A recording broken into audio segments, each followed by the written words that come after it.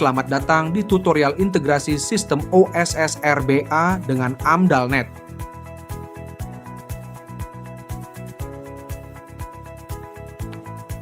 Saat ini kita akan melakukan simulasi terkait dengan pengajuan proyek baru yang memiliki resiko menengah tinggi ataupun tinggi. Yang pertama, kita klik menu perizinan berusaha, lalu pilih menu pengembangan. Lalu kita tambah bidang usaha. Untuk simulasi ini kita menggunakan akun dari pelaku usaha non-UMK. Lalu kita pilih bidang usaha. Pilih jenis kegiatan utama lalu masukkan KBLI yang diinginkan. Dalam hal simulasi ini saya menggunakan 022-9. Lalu untuk ruang lingkupnya, saya memilih di wisata alam. Namun untuk selanjutnya bisa disesuaikan dengan kebutuhan masing-masing. Lalu kita simpan, lalu kita isi indikator-indikator proyek yang diperlukan. Jadi untuk yang pertama, ini perizinan berusaha yang sudah terbit sebelum undang-undang. Nomor 11 tentang Cipta Kerja ini saya pilih belum. Untuk NPWP saya pilih tidak. Untuk nambah nama usaha atau nama kegiatan ini disesuaikan dengan kebutuhan. Namun untuk saat ini saya akan tulis tes integrasi.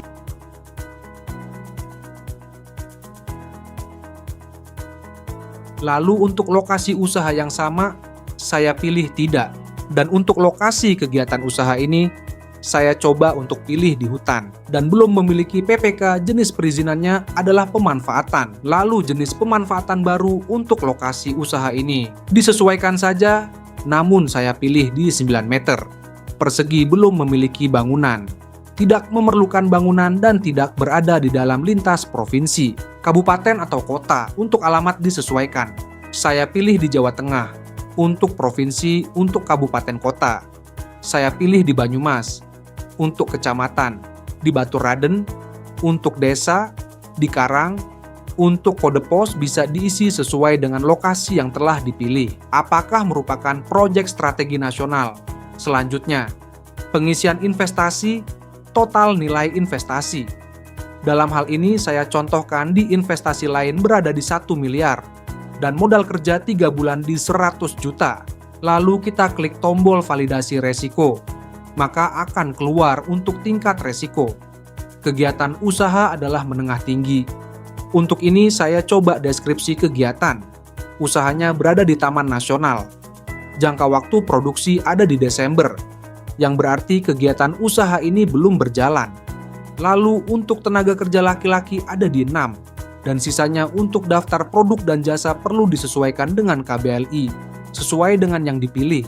Untuk ini saya isi hanya untuk sampel saja.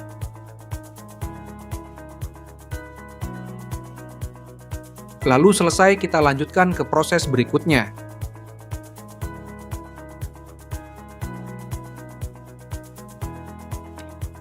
Kita checklist lalu klik lanjutkan.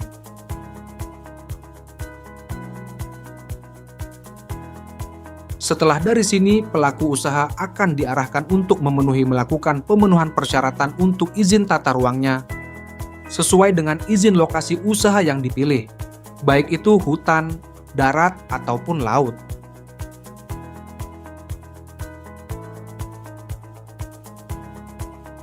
Setelah kita melakukan izin lingkungan yang sudah diajukan, sudah disetujui dan sudah terbit, langkah selanjutnya adalah kita klik menu NIB, lalu kita cari nama proyek yang sudah kita buat sebelumnya.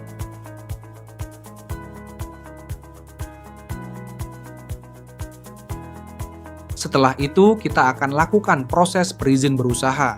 Lalu status persetujuan komitmen prinsip PBPH sudah disetujui. Maka kita coba untuk lanjut ke proses perizinan berusaha. Lalu pada pertanyaan berikut, pilih belum, lalu akan diarahkan untuk melakukan pernyataan mandiri, lalu checklist dan klik lanjutkan.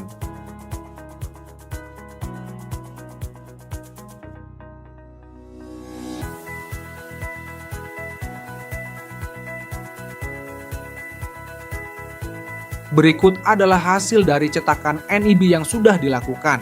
Lalu di checklist dan diklik terbitkan perizinan berusaha.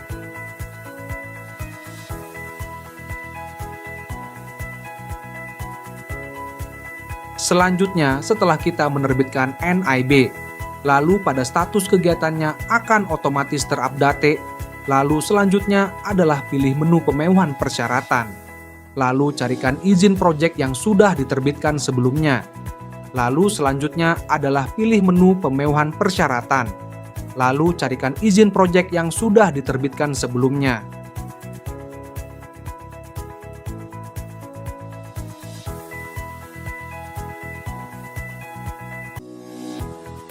Selanjutnya adalah klik tombol proses pemenuhan standar usaha di sistem KL. Lalu akan otomatis masuk ke dalam dashboard AMDALNet. Pemrakarsa pelaku usaha dapat melihat daftar kegiatan yang sudah berproses, kemudian dapat melihat juga daftar proyek dari OSS yang siap dilakukan proses penapisan persetujuan lingkungan, dan ini adalah form penapisan. Di tahap awal, pelaku usaha mengisikan nama rencana usaha dan atau kegiatan, kemudian deskripsi dari kegiatan tersebut secara ringkas, kemudian isikan deskripsi lokasi yang berada di daerah mana, perbatasan dengan daerah apa, dan seterusnya, kemudian upload ke KPR, kemudian unggah peta PDF tapak project dan peta tapak project dengan format SHP. Jika atribut dan formatnya sesuai, maka akan muncul poligon dari peta tapak projectnya. Kemudian ini adalah tahap pendekatan studi. Pilih pendekatan studi, kemudian checklist kegiatan induk dari OSS, lalu pilih kegiatan utama atau pendukung, sektor, jenis rencana usaha kegiatan, lalu klik input, kemudian checklist dan masukkan besarannya, lalu otomatis hasil dari besarannya akan muncul.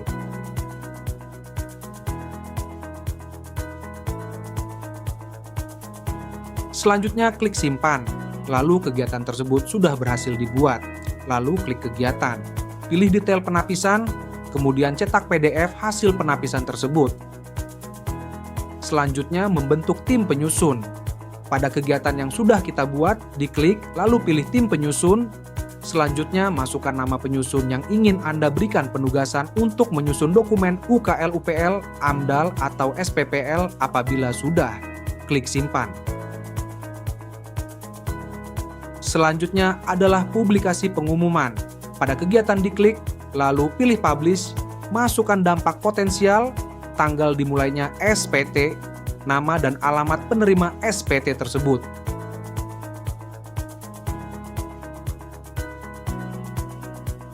Apabila sudah klik publish, lalu pada menu publish akan berubah menjadi menu lihat SPT. Lalu pemrakarsa bisa cetak PDF SPT tersebut. Proses selanjutnya adalah penyusunan dokumen UKL-UPL. Sebelum melakukan penyusunan, penyusun harus menerima atau menolak kegiatan yang masuk ke dalam dashboard penyusun. Buka menu daftar kegiatan. Pilih kegiatan lalu klik formulir UKL-UPL. Pada halaman ini, penyusun melakukan penyusunan formulir UKL-UPL dengan mengisikan komponen kegiatan dan komponen lingkungan. Lalu masukkan deskripsi komponen kegiatan dan besaran atau skala usaha kegiatan. Lalu masukkan deskripsi komponen lingkungan dan besaran atau skala usaha kegiatan.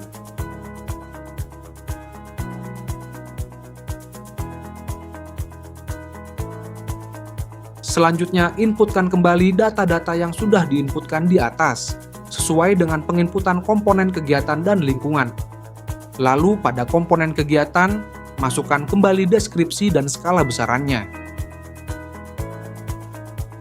Selanjutnya, masukkan rona lingkungan, lalu masukkan deskripsi dan besaran skala dampak.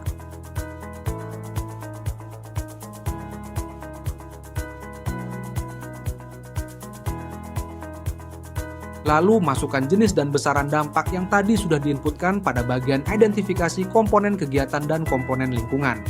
Apabila sudah, klik simpan dan lanjutkan. Selanjutnya pada bagian matriks UKL, masukkan data standar pengelolaan lingkungan hidup, institusi pengelola lingkungan hidup, dan keterangan.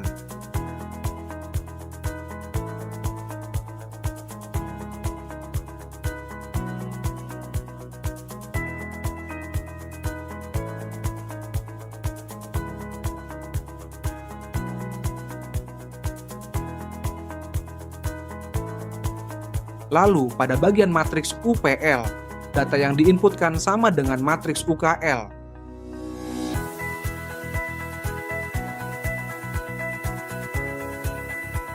Namun, data tersebut harus disesuaikan dengan kebutuhan masing-masing penyusunan. Selanjutnya pada dokumen pendukung, masukkan file-file yang dibutuhkan oleh sistem, contohnya dokumen SPPL dari OSS, dokumen persetujuan awal. Lalu apabila kegiatan tersebut tidak memerlukan pertek, maka diupload dokumen tidak memerlukan perteknya pada bagian bawah dengan keterangan. Lainnya, surat keterangan tidak memerlukan pertek. Apabila sudah klik simpan, lalu pada bagian ini upload peta titik kelola, titik pantau lokasi kelola dan lokasi pantau versi zip, dan titik kelola pantau versi PDF.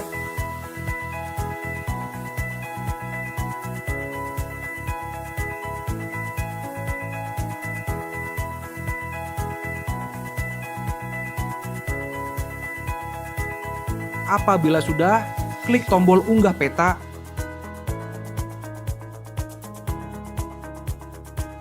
Klik simpan dan lanjutkan.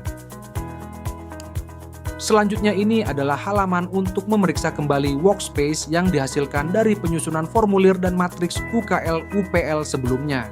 Cek kembali workspace dan lakukan edit pada workspace.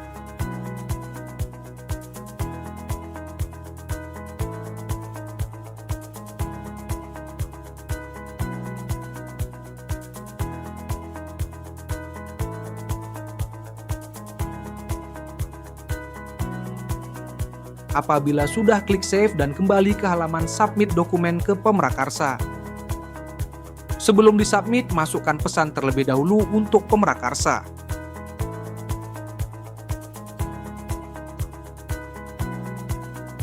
Apabila sudah, klik tombol kirim dokumen ke Pemrakarsa.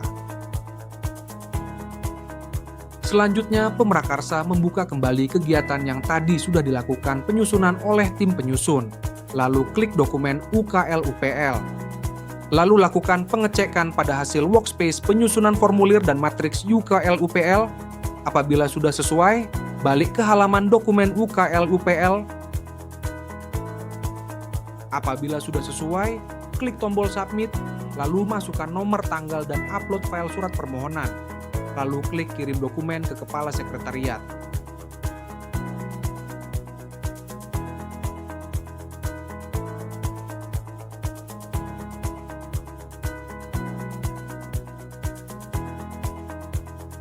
Selanjutnya, pada saat Pemrakarsa sudah submit ke sekretariat, pada akun sekretariat akan otomatis masuk kegiatan yang tadi sudah dibuatkan oleh Pemrakarsa. Lalu, Kepala Sekretariat memberikan penugasan pada kegiatan tersebut dengan mengklik tombol ubah dan tambah anggota. Lalu, masukkan nama tim penilai, lalu sekretariat memilih peran anggota yang dimasukkan itu sebagai apa. Apabila sudah klik simpan perubahan,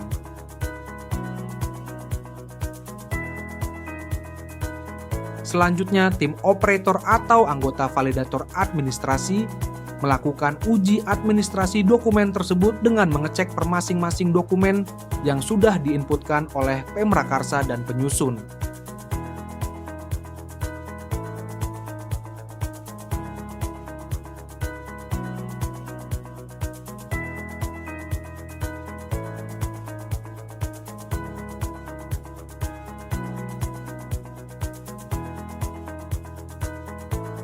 Apabila sudah sesuai semua, klik tombol lanjutkan, lalu download hasil pemeriksaan berkas administrasinya, dan berikut adalah hasilnya.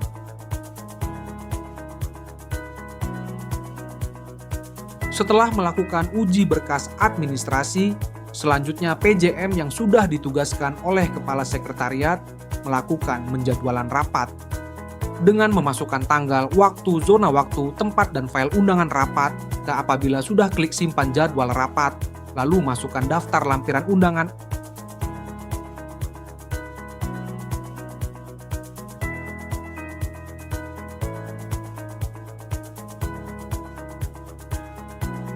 Lalu daftar undangan yang sudah terkonfirmasi di checklist.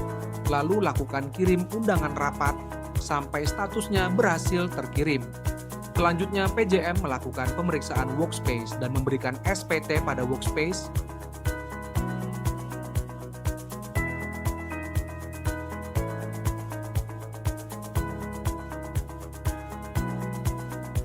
Screenshot, lalu klik button, tampilkan masukan saran atau tanggapan. Masukkan halaman berapa dan masukkan gambarnya dan deskripsi penilaian bagian gambar tersebut.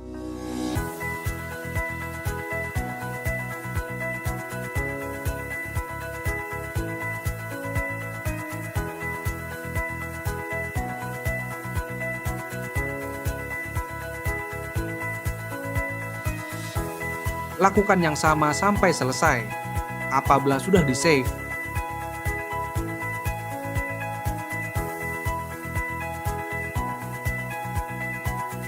dan di-download rekap komentarnya, lalu akan otomatis tergenerate menjadi format Word seperti ini.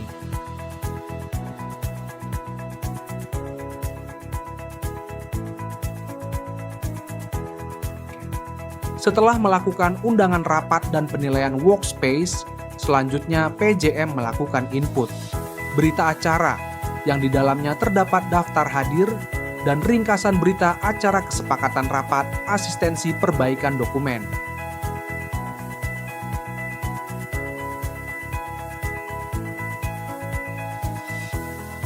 Selanjutnya, unggah file berita acara final. Lalu checklist dan klik lanjutkan.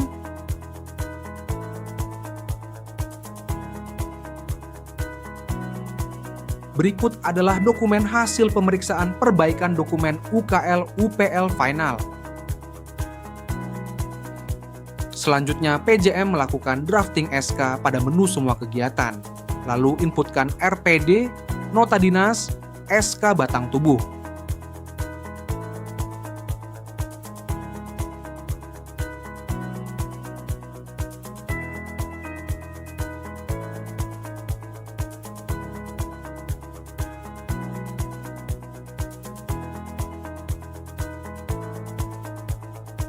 Dan lampiran SK-nya, apabila sudah klik simpan dan submit,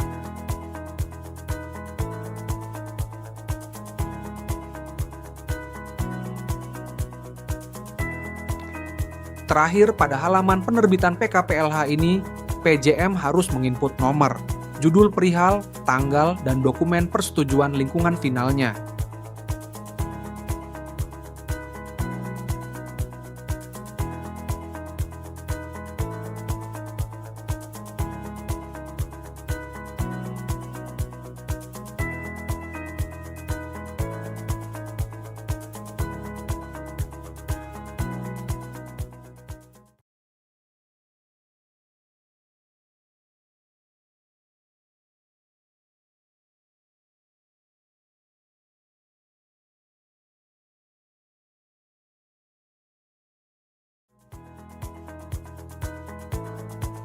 Selanjutnya, untuk proyek dengan kewenangan daerah, baik itu provinsi atau kabupaten kota. Jika proses penapisan pada sistem AMDALNet sudah selesai, maka izin lingkungan tersebut harus disetujui oleh kepala PTSP daerah tersebut, tergantung kewenangan dari proyek yang dibuat. Pada contoh ini, kita masuk ke dalam akun DPM PTSP Provinsi Jawa Tengah, lalu pilih menu persetujuan permohonan. Lalu pilih nama pelaku usaha dan cari nama pelaku usahanya.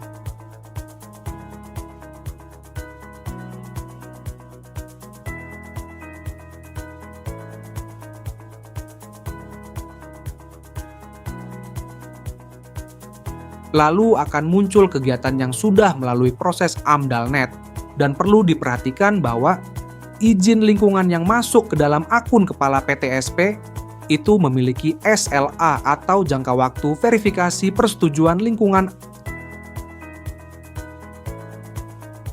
Selanjutnya, klik tombol proses persetujuan. Pada halaman ini, pilih tab persetujuan lingkungan, lalu masukkan judul persetujuan lingkungan, catatan, dan status.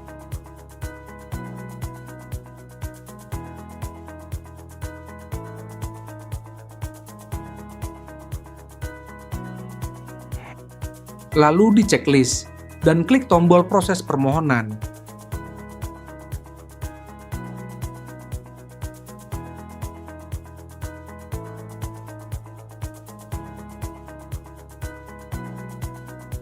Setelah izin lingkungan yang sudah disetujui oleh Kepala PTSP daerah, maka pilih menu NIB.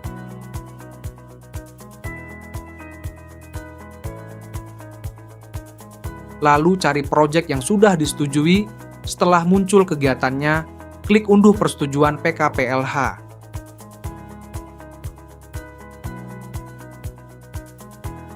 Lalu berikut adalah hasil dokumen persetujuan lingkungan PKPLH daerah yang sudah disetujui oleh Kepala PTSP daerah.